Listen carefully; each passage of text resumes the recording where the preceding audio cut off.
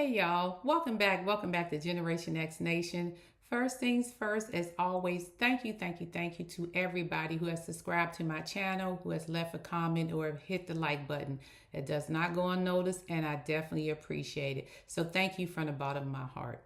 Now, as y'all seen the thumbnail, we're going to talk about this Jill Zarin thing. Now, I waited before I put out this video because I wanted to see how this was all going to turn out when I seen the original video that she put out. But before we get started with Jill, I'm going to hit up a few notables who also said something from the old Housewives franchise on Bravo. They no longer on the shows, but they had something to say. The first person we're going to talk about is Joe Giudice. Joe Giudice is the ex-husband of Teresa Giudice. Joe Giudice, as you all know, went to jail for fraud. He got out of jail. They found out he was living in the United States illegally, and he was deported back to Italy.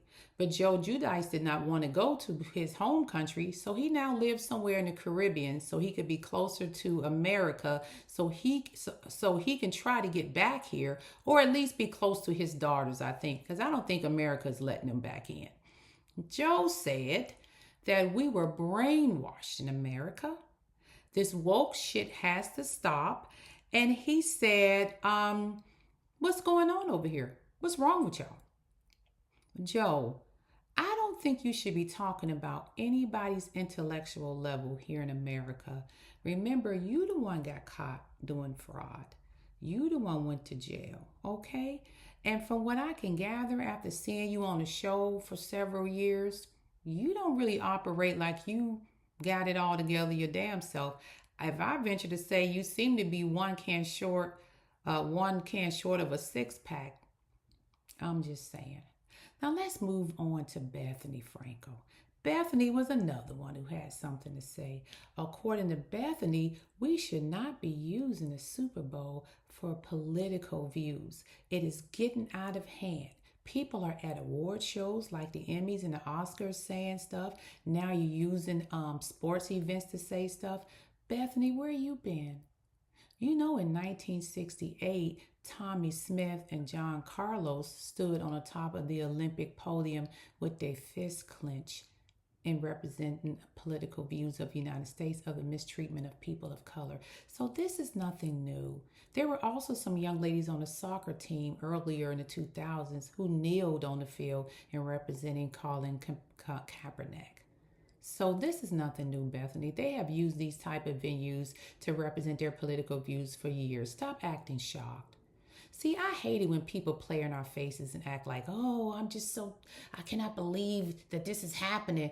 This ain't nothing new. Stop playing. Stop acting like you ain't never seen this before. Now let's get to Jill. So we all know Jill put out her little statement, said it was the worst Super Bowl ever. She videotaped it. It was the worst Super Bowl ever. It was spoken in Spanish. He kept grabbing his private parts the kids couldn't watch. The NFL has sold out. It was a political statement against ICE. And then she said, is that Lady Gaga? Looks like she had something done.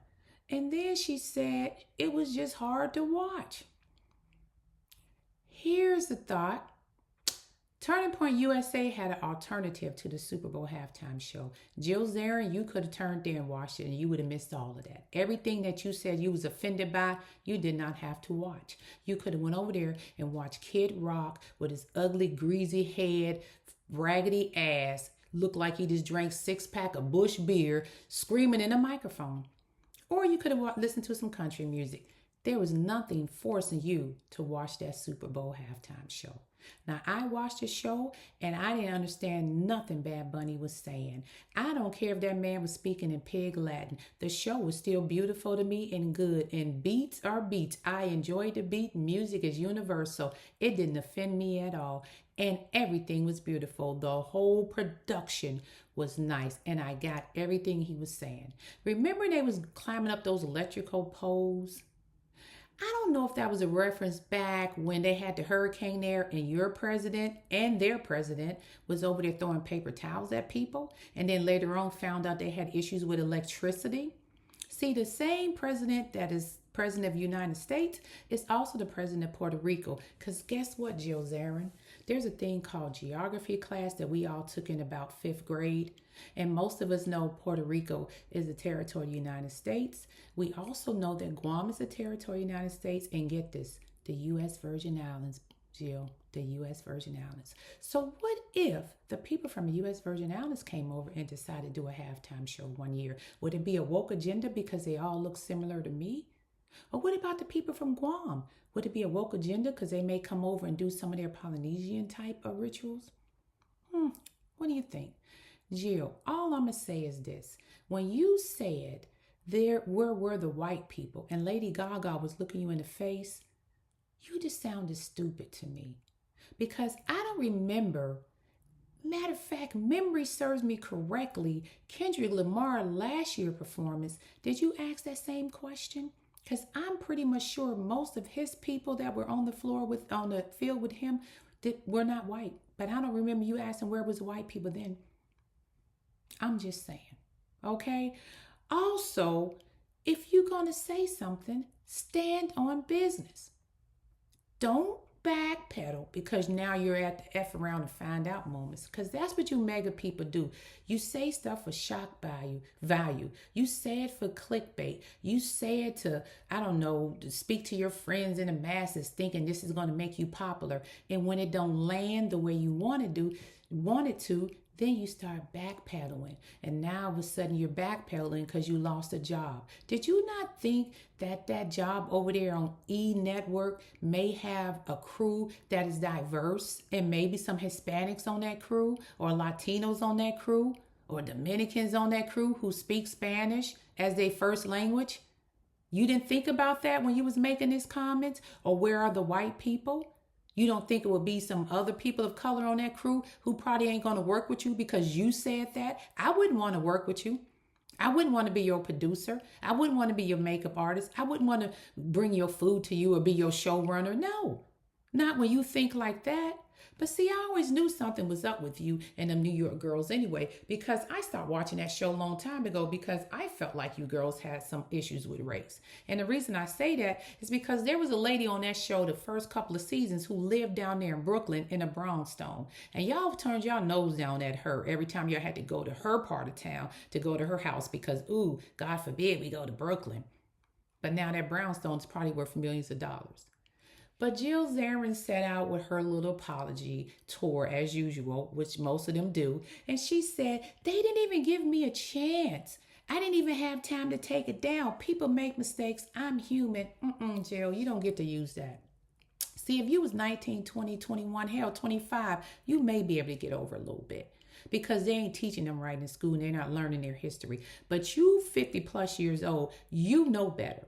You've been around long enough to know how this shit lands and know how this shit hits. And everything you said in that video, you were confident and proud of saying it. And you said it with conviction. Stop playing in our faces. There's nothing that you said in that video that was a mistake. You meant to say it. So stand on business and what you believe in, because there is a thing called freedom of speech here in America. So there's nothing wrong with what you said if that's what you believe in. But sometimes freedom of speech comes with consequences. And unfortunately, your consequence is you lost that gig. Now, Bad Bunny gonna be all right. The problem I have with you is Bad Bunny is a U.S. citizen and he has the right to represent his Puerto Rico, the territory of Puerto Rico, just like we have the right to represent America wherever we go. The only difference between Bad Bunny, the Virgin Islands, and Guam is an ocean. Other than that, they are U.S. citizens. The only thing separate us is the ocean. He has the right to come over here and represent the territory of Puerto Rico just like anybody else from that country. And what he did was outstanding. And instead of meeting it with hate, you should at least took the time to try to understand what was going on. And I'm sick of y'all hijacking the word woke and using it wrong, Joe Giudice. Woke doesn't mean anything that you think it means or the Republicans told you it means. In our community, it basically means pay attention to what is going on around you. When you see us and we say stay woke, that means pay attention. That's all. Y'all done took it and redefined it, and now you're trying to tell us what the word means when we the one invented the damn shit. Now, all I'm saying is this. You made a decision to put out a video to depict yourself as being the racist heifer that you are anyway. I already knew that. It was just something about me that told you was racist. I don't know. You and Bethany. And Bethany over there with them skinny girl products, I don't even know why people even buy that shit anymore, to be honest with you, because they can just go take Ozempic. Nobody need it. I'm just saying. Allegedly, I ain't telling y'all not to buy her shit, but who needs it now? Go get your shot and keep it going. I don't need to eat no skinny girl salad, margarita, popcorn, none of that shit. Go get a Ozempic shot. Shit. Anyway, I can't. I just don't like the political stuff and the hatred. It didn't have to go that way. It really didn't. So, Jill, you are now at the F around find out moment. Maybe in the future you'll listen to your daughter and not post that video, but you did.